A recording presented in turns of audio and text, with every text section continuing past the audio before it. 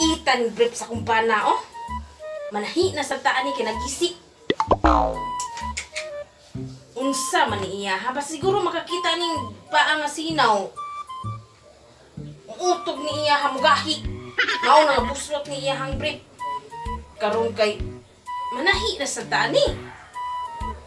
Ang problema kaning mga lalaki karon nagisi jud ang mga brief ba?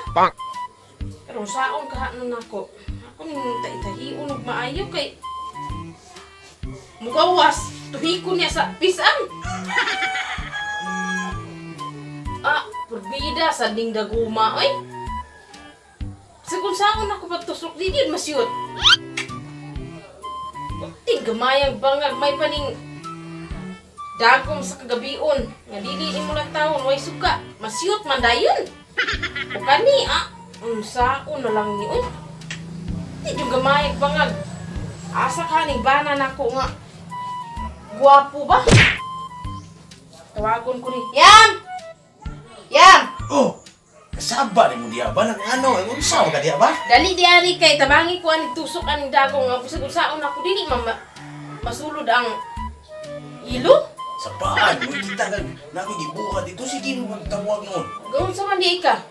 Nang ko dito nangguna ko ba kay libon mo dito tugaran ko. Mao lagi ni nanahi ko kay imong brief nga buslot ba ni?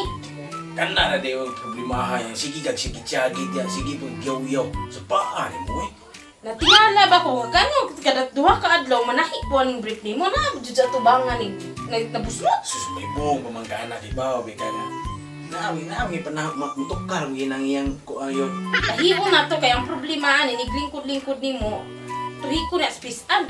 Sige, tabangi daw ko ani kuan. Sus, may problema be kana. Sa iyo na kay na ibutang. Ibutang na kay. Sa iyo na kay na. Alay ko ta. Asa man ta? Kuyog ta kay ma problema magandang dagom. Ano di ay? Dagom gamay kay to. Kani Katong mo hang brief nga nabuslot atong tatatahion. Kani kay tahion dang ginam gamay kay to daguma oy dugay kay to mahuman og tahi kay to imong dagom. Gamay kay to. Ya maglisod og siyat kani. Para dali kita mahumag siyat. Tahion na to.